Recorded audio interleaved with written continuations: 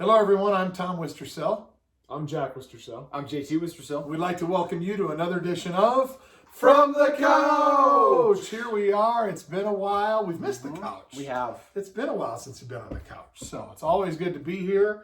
NBA playoffs are in full swing, which means our household is nonstop playoff talk going on right now. So we're excited about that. So I brought the NBA experts here on the show to talk about their takeaways so far from the NBA Plus. We're going to go 4 each. We'll go back and forth, and then we'll get some predictions at the end. As usual, I'll add in some extra expert testimony when needed. So I'll let you guys know when I jump in. There we go. All right, so we're starting with you, Jack. What's your first takeaway from the playoffs? No, I have 2 questions about the Lakers that need to be answered. First is the Lakers had some major problems this playoffs. Now, one of the main questions for me was the problem on LeBron, Anthony Davis, and Drummond?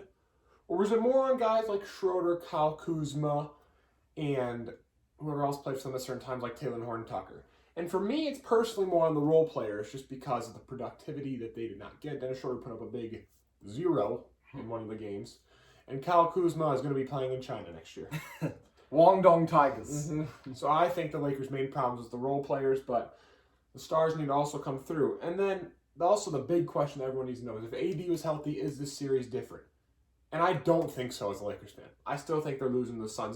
This is a great Suns team, one of the best playoff teams this year, and I don't think the Lakers were ready at all. Wow, what do you think about the Lakers? So I agree with you on the last point. The only way I think it's different is if we could go even further back in time and LeBron doesn't get hurt the first time this season. If he stays healthy the full way and he's 100%, then I think the Lakers win. But even if AD plays, I agree. Just with a little bit hobbled LeBron and the way everyone played, I still think the Lakers lose in 7. As for the second question, I do put it more on the stars because of how this roster was built is for those stars to step up and have those big games like that. Drummond was a total dud with this team, didn't even play in the final game like that. They tried to swap and bench him out just because he wasn't very good there. Davis got hurt. There's a lot of people already saying he needs a new trainer to get better conditioning. And then we already touched on LeBron getting hurt. So it's an unfortunate end to the Lakers season. All year we're like, oh, they got too much talent. They'll figure it out. They only practiced 19 times. That ended up not being enough for them to form chemistry with the newer players they have. And because of that, they're sitting on their couch right now.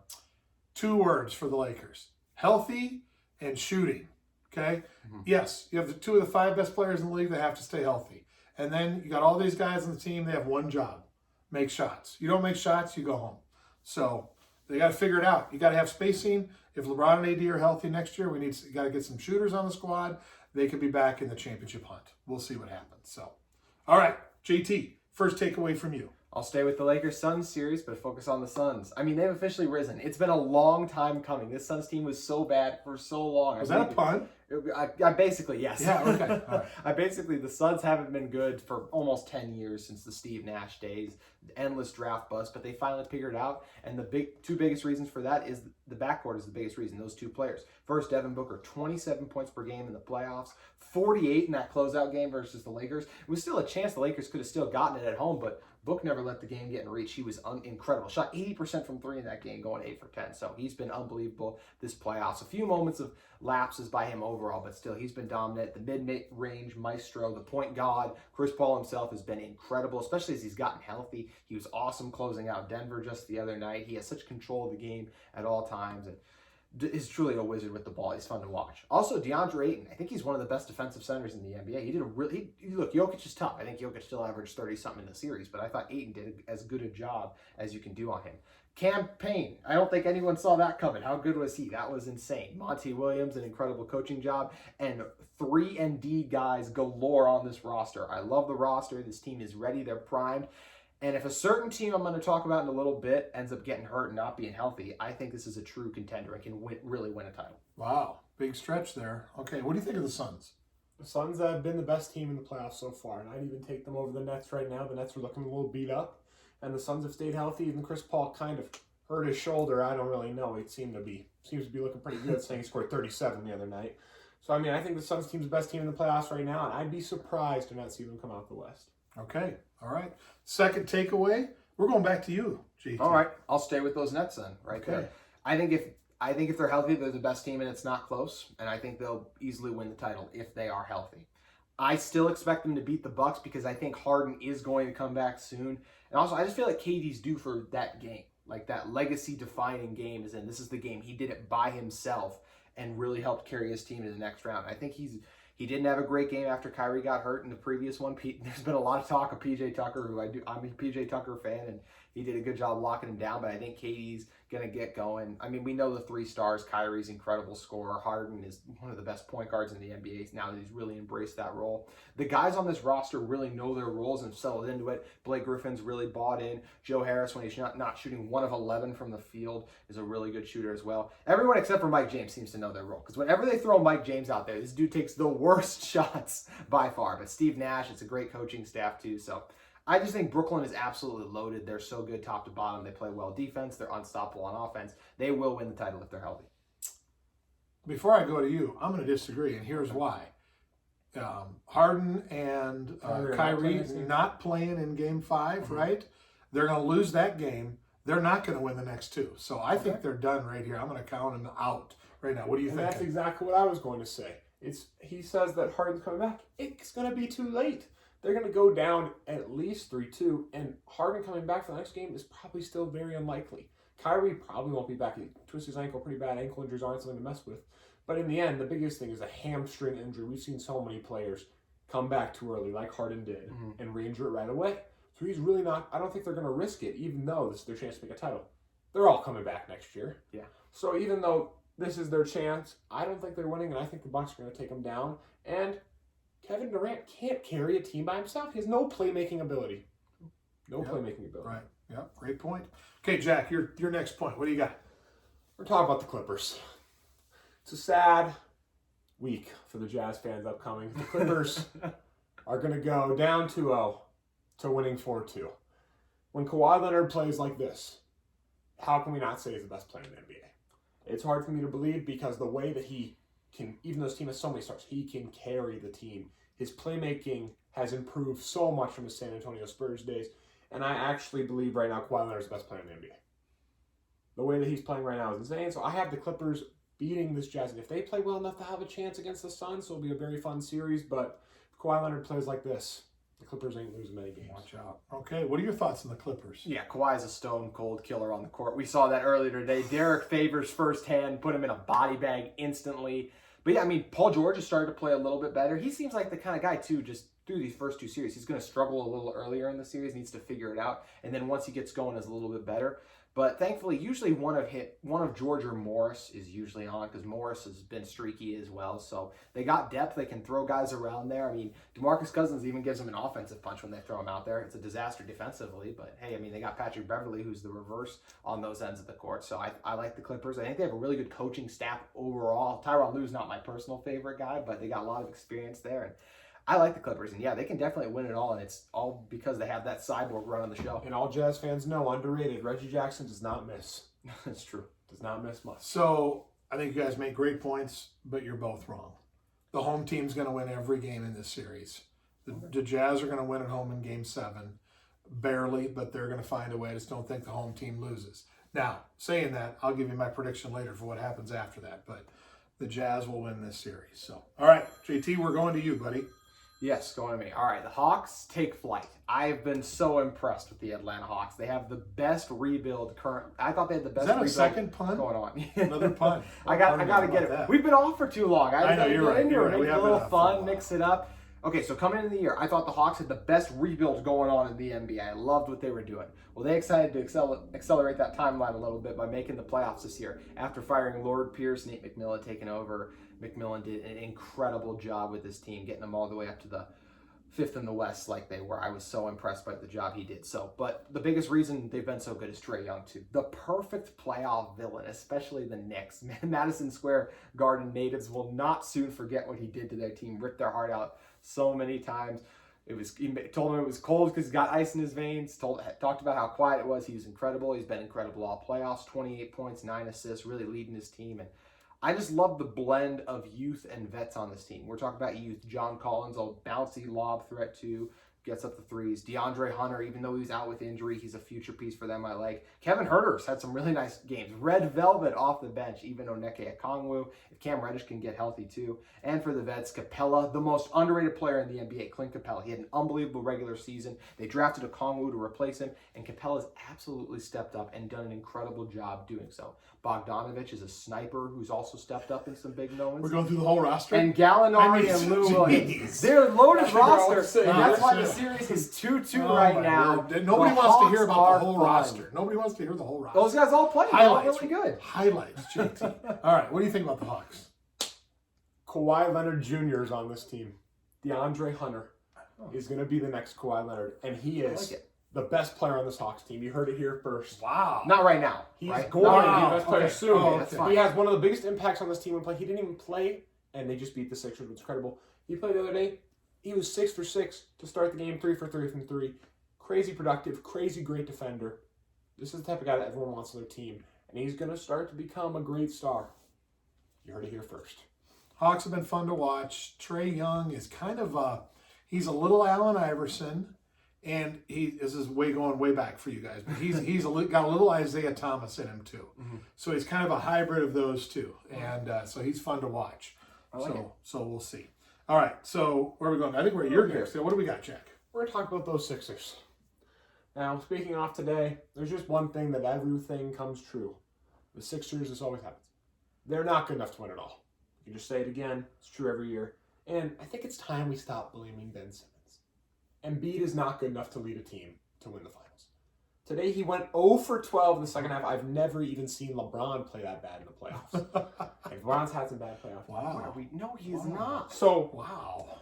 and in the end, if Embiid plays like this over and over again, how can we ever count them in to win it all? And even though he comes through some games, he has these games. Everyone knows he has these games. And he hurt his knee. He's hurt every year. So if this is how it's going to be, how can we rely on this guy to win it all? Obviously, Ben Simmons still needs a jump shot. It's crazy how he hasn't developed it in 4 years now. But Sixers are just not good enough to win it all. Okay. I don't disagree with that. What do you think? I don't think they're not going to win it all. I agree. I think Embiid is great, but they need that guy who can be their crunch time shot maker, and it's not Seth Curry or Tobias Harris. I think they should trade. Shake Milton. They should. Yeah, he should have taken the game winner today. I think they should trade Ben Simmons this offseason. It's always been a little bit of a clunky fit because yes, Embiid can shoot threes, but you still don't want him out there. And Simmons, honestly, might be better for Simmons if he could get some post touches somewhere just because of the size and the physicality. I think it might help him score a little bit more than the 14 points per game he currently averages. So I would trade Ben Simmons. I agree with the assessment. The Timberwolves. They're really, I mean, I would love that. I was talking about that even before last year. So I think the Sixers are a really fun, really good team.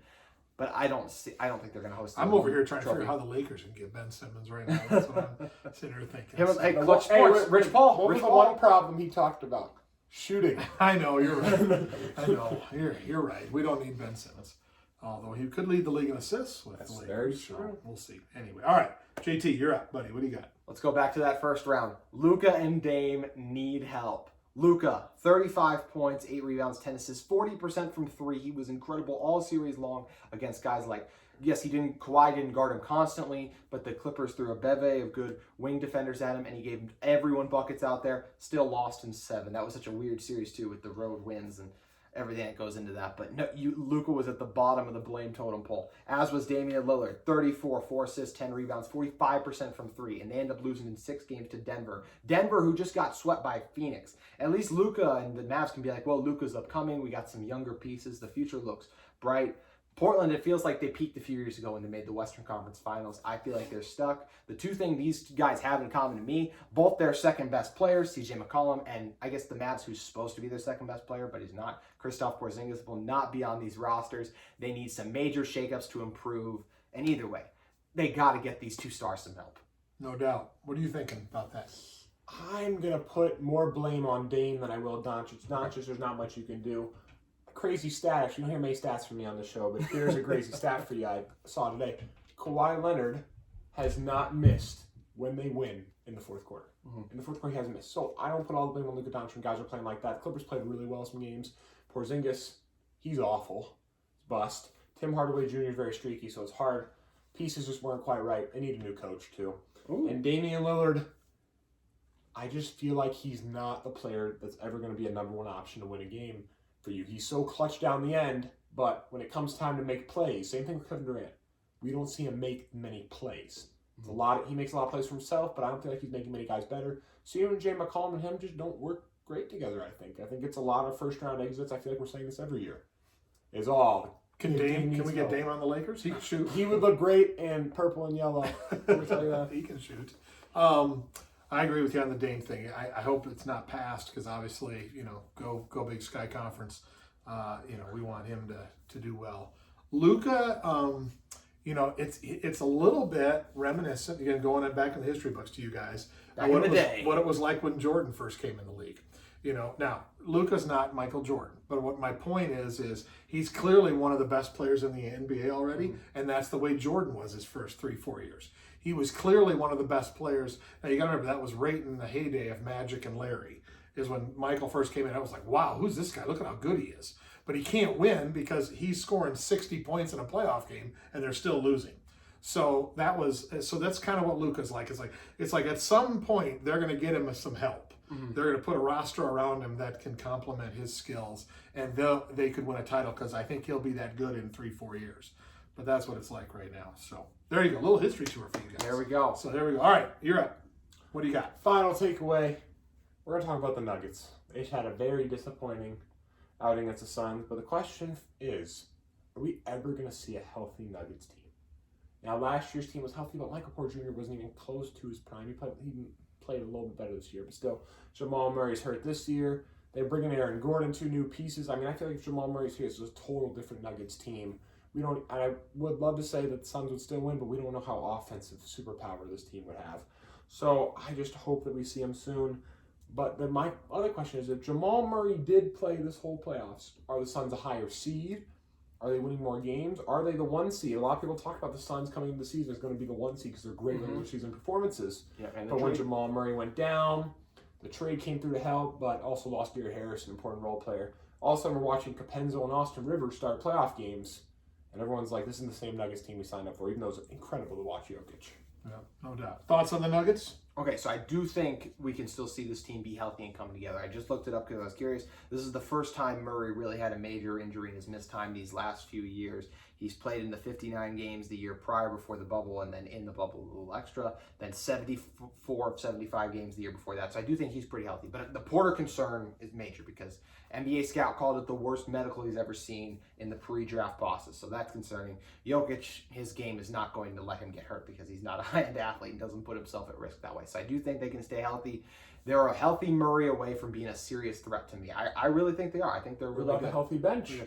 We don't see Will Barton play very much. Will Barton's not going to be on this team, I don't think so. I think he's going to get traded there. And honestly, they got Monte Morris. They draft well. They do a good job. They have some other guys in the developmental pipeline. I love the job they do. But either way, incredible season to Jokic. First ever true second-round pick to win MVP. He's incredible. Just wish they could have gotten a little more offense out of Aaron Gordon in that second round to make it a little more competitive. All right. Okay. Well, good stuff. Are we done with these? Done with these. All right. Let's give some predictions here. Let's talk about conference finals. Mm-hmm. Who's in it? Who's going to win? NBA finals. Who's in it? Who's going to win? JT, you're going first. I think the Clippers are going to beat the Jazz. So I'm going Clippers versus Suns. And, it's tough. But do I pick the rising superstar? And I'm not even saying that to make a pun. I just think Devin Booker's incredible. But Chris Paul versus Kawhi and PG in that series. I think my gut right now is just telling me Suns. Maybe it's my friend Gap. Shout out to Gavin Dawson, one of my friends is a Suns fan. Maybe he's coming in me, so I'll pick Suns to make it out of the West. In the East, I still think it's going to be Nets. I think they come out. I think Philly comes out still. We saw how bad Embiid played. They still almost won. From there, I'll pick the Nets to go in, and I still think the Nets win the finals. Because, like I said, I just feel like those guys are going to get healthy in time. So I got the Nets in 7, or Nets in 6 winning the finals. All right. What do you got? We have the Sixers in 7 to start us off. So inconsistent, but in the end, the star power will carry them over. This Hawks team has a bunch of good players, not many great players. They will be great. Then we're coming to the Bucks Nets. I don't know what he's talking about, saying that James Harden and Kyrie Irving might not even play another playoff game. So I'm going to go Bucks in 6. Then the Bucks play the Sixers. Bucks in 5. That's when we're really going to see the Sixers team crumble, and then it will blow up all in the offseason. So the Bucks go to the finals, and then we have the Clippers end up beating the Jazz. My guess is in 6 games. The Jazz aren't winning another game. There's no home court That's right, you advantage said when that. there's no home court advantage when you can't shoot the ball and you score 17 points in the first quarter. And then the Clippers are going to play the Suns, and the Clippers are going to win in 7, and Kawhi's going to have a historic Game 7 to beat the Suns. Wow. I like it. Wow. And then we'll have Clippers, Bucks, kind of the young MVP versus an old great player, and the Bucks. Giannis gets his win in 7 games. Wow. Oh my To word. win the NBA Finals. Wow. And Giannis wins Finals MVP. Wow. But Kawhi is an amazing run, of course. Wow. You just told me a few days ago you didn't know if Giannis could be the best player on a championship team. What's changed? Chris Middleton has changed. When I watched them play in the playoffs, I forgot how good of a scorer he is. He's incredible. And they move the ball incredibly well for a great team. And PJ Tucker is locking up anyone you put out there. So Ben Simmons is going to be guarded by PJ Tucker. PJ Tucker's going to put up a lawn chair and sit in the paint. Joel Embiid versus Brook Lopez, obviously a mismatch, but they'll be fine. Then go into the Clippers. PJ Tucker versus Kawhi Leonard. Kawhi Leonard's going to get his buckets, but in the end, who's going to guard Giannis? That's what we ask for every team. The Nets literally built some of their team to guard Giannis. Yeah. No other team in the NBA has done that. So mine's pretty simple. It's going to be Jazz Suns in the West, and in an epic Game 7, the Suns are going to beat the Jazz right here in Salt Lake City. Booker and Chris Paul are going to go off. Booker might score 38 in the game, and Chris Paul he's going to score 38. Exact. And Chris Paul's going to make the shot to win it with about 6 seconds left. He's going to drive in, fake a little pass. He's going to have a little pull up from about 15-footer, and he's going to make it. And they're going to send all the Jazz fans home crying. So they're going into the finals. In the East, it's going to be Bucks Sixers, and amazingly, I know you guys find this shocking. I think the Sixers are going to come through. Really? All because of Ben Simmons' defense. So I think they're going to come through. The problem they're going to run into is then they're going to get into the finals. And I don't know if the Suns are going to sweep them or they're going to win in 5. But it's going to be quick, and it's going to be painless, and it's going to be over fast. So the Suns are going to win the championship this year. You heard it here. There you go. So we got lots of different That was predictions fun. here. Lots of different stuff. Amongst the three of us. I got to throw in one more thing now, I feel like. Because everyone else had specific predictions. Kevin Durant is going to be down 1 this very next game versus the Bucks. Come off a screen, drill a deep 3 at the buzzer to win the game. I want to get a game-specific prediction. LeBron's not guarding him this time, guys. It's not going to happen, let me tell you. All right, good stuff. A lot of NBA chatter. You can tell we haven't had a show in a while, so Yes. that was a lot of fun. So we'll look forward to next time we can do more, maybe post series or heading into the finals or something like that. But we'll be ready for the next time. So that sound good, guys? For sure. All right. Well, thanks for joining us again on another edition of From the Couch. We'll see you next time. Goodbye.